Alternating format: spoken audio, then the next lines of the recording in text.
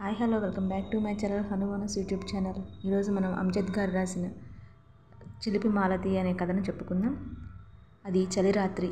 శరీరంలో చలి చొచ్చుకుపోతుండగా వెచ్చదనం కోసం దుప్పట్లో జొరబడ్డాను. శ్రీమతి ఎదమరిచి నిద్రపోతుంది.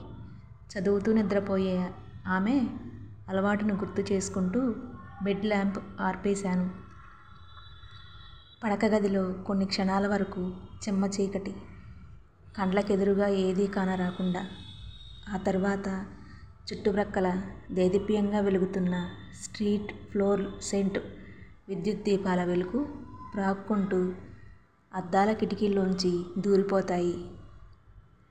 అవి కిటికీ తెరలను తొలగించుకుంటూ కాంతిపుంజాలు మా గదిలోని 4 గోడల మధ్యకు వచ్చి బంధించబడ్డాయి. ఫలితంగా గదిలో ఉన్న ఒక్కొక్క వస్తువును తేలికగా చూడగలుగుతున్నాను. శ్రీమతి గాఢ నిద్రలో ఉంది. తన అందమైన మొహంతో. ఆమె మొహంపై చిందరవందరంగా పడి ఉన్న ఉంగరాల ముంగురులు, నుదురుపై పెట్టుకున్న నక్షత్రం ఆకారంలో ఉన్న స్టిక్కరు, అది వెలుగుతుంది తెలుగు వెలుగులా. యద సంపద పిచ్చెక్కించేదిగానే ఉంటుంది. పెండ్లై సంవత్సరం కావస్తున్న మొదటి రాత్రిలాగే ఉంటుంది. మాలతి తన శరీర ఆరోగ్యం గురించి బాగా శ్రద్ధ తీసుకుంటుంది. నడుం పిడికెడే. తీసుకునే భోజనంలో కొవ్వు పదార్థాల శాతం బాగా స్టడీ చేసి కాని మరీ గొంతులోకి దింపుకోదు.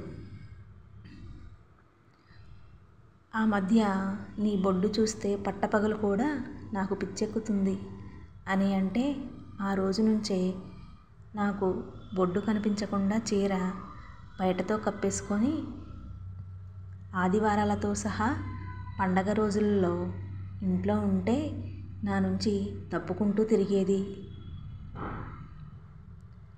ఒంటరిగా దొరికేది కాదు. పొద్దస్తమానం అమ్మ దగ్గరే ఉంటుండేది. ఆమెకు లేనిపోని సేవలు చేసుకుంటూ.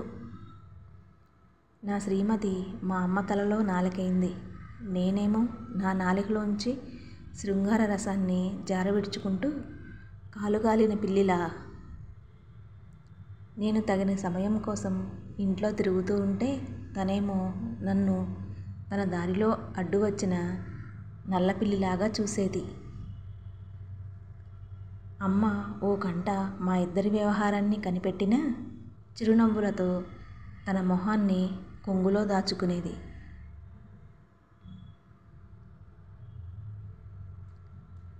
తెల్లారితే పండుగ కదా. పండగ అడ్వాన్స్గా కనీసం ఓ గట్టి ముద్దు కూడా పెట్టుకోనివ్వలేదు. రాత్ కథం బాత్ కథం. కానీ నన్ను చూపులతో వయ్యారాలు వలకబోస్తూ కులుకుతూ నడుస్తూ వెనుకకు తిరిగి విశాలమైన తన కండ్లతో బాపు బొమ్మల తన కంటి కొనుకుల్లోంచి నన్ను కవ్విస్తూ గలగలా నవ్వుతూ ఈ గదిలో నుంచి హాల్లోకి, అక్కడి నుంచి పెరట్లోకి, మళ్ళీ పక్కింటి బామ్మతో తన కోకిలలాంటి కంఠస్వరంతో ఆమె బాగోగులను అడిగి నా చెవులలో తన మధుర కంఠవాణి నా గూబకు మాత్రం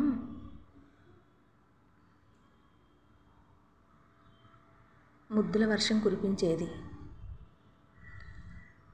నేను మాత్రం అప్పుడే అరవిచ్చుకున్న ఆమె లేత గులాబీ పెదవుల రేకులను చుంబించాలని తాతహలాడి చివరికి సొమ్మసిల్లి ఆమె అమ్మగారు ఏదో సందర్భంలో ఇచ్చిన వెండి చెంబులో నుంచి పచ్చి నీళ్ళే తాగాను.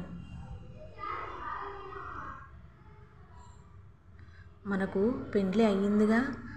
3 ముళ్ళేశాను, మంగళసూత్రం కట్టాను, శోభనం కూడా అయ్యింది. మరెందుకీ దూరం వచ్చి నా గుండెలకు హత్తుకోరాదు. మంచి సమయం ఉంది, సరైన సందర్భం కూడా ఉంది, పైగా సంక్రాంతి పండగ కూడా ఉంది అని అన్నాను ఆమెకు దగ్గరగా వెళుతూ. మీరు చెప్పిందంతా కరెక్టే. మీరు నా గుండెల్లోనే ఉన్నారుగా. దూరంగా ఎక్కడున్నారు? లాగి ఓ లాజిక్ బాణం వదిలింది నాపై. చిన్నప్పటి నుంచి మాలతిని నేను చూస్తున్నాను, ఆమె నన్ను చూస్తున్నది. అలా ఒకరినొకరం చూసుకుంటూనే పెళ్ళిడికి వచ్చేసాం. ముసిముసి నవ్వులతో పాటు దొంగ చూపులో, ఊర చూపులో, మరి ఇంకెలాంటి చూపులతోనూ ప్రేమలో పడ్డట్లయిపోయాం. లంగా జాకెట్లో బాపుగారి బొమ్మవి, సిల్క్ చీరలో రవివర్మ గారి మాట్లాడే వర్ణచిత్రానివి, సల్వార్ కమీజులో హుసేన్ గారి చిలిపి కుంచెవి. 2 చేతులు జోడించి మరేమీ చెప్పకండి, ఇలాగే బాగున్నాను అని అంది మాలతి సైగలతో. ఏం సిగ్గుపడుతున్నావా? కాదు, గర్వపడుతున్నాను. ఇంకే విధంగానైనా పొగుడుతారేమోనని ఆగిపోయింది సందేహం పడుతూ మాలతి.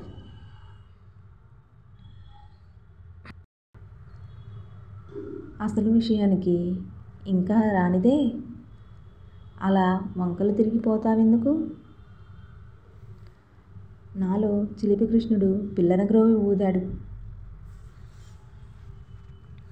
మీ మాటల మర్మం నాకు తెలియనిది కాదు సోగ్గాడా అంటూ కిలకిల నవ్వింది ముత్యాల పండ్ల వరసల వెనుక తమలపాకు కాడలాంటి నాలుకను కనిపించి కనిపించకుండా ఆడిస్తూ.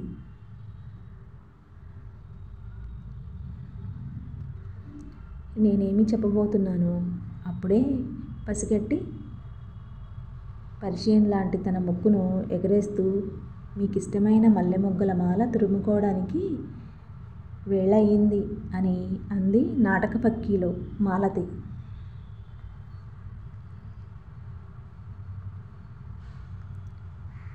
నీకు అని అనలేవా? అది మన పెండ్లితోనే చెల్లైపోయింది అంటూ నేను చెప్పబోయే విషయాన్ని వినకుండానే తుర్రున ఇంట్లోకి పారిపోయింది నవ్వుకుంటూ. అంతంత మాత్రం బట్టలేసుకుంటే అజంతా శిల్పంలా ఉంటావని, ఆచ్ఛాదన లేకుండా ఉంటే ఖజురహో బొమ్మలా ఉంటావని చెప్పేసే ఛాన్స్ ఇవ్వకుండానే అర్థమైపోయినట్లు అమ్మ పూజగదిలో నుంచి వంటగదిలోకి వచ్చే వరకు మాలతిని వెంటాడొచ్చు సింహం లేడిపై లగాయించినట్లు. రాత్రి శృంగారం సరే, అదే ఉదయం ఎందుకు కాకూడదు? దేవుడు నా ప్లాన్ను నెరవేర్చాడు. వంటగదిని ఆనుకునే ఉన్న గది మా బెడ్రూమ్.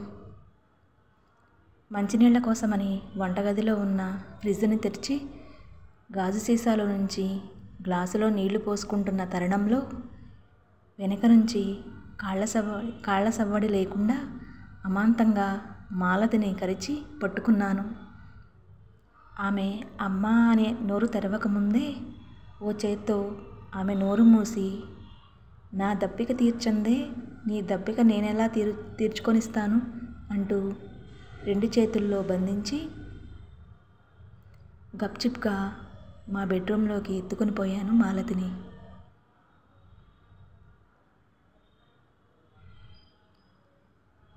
ఎంతకైనా తెగినోళ్ళు మీరు అంటూ చిరునవ్వుల మధ్య మెలికలు తిరగసాగింది మాలతి.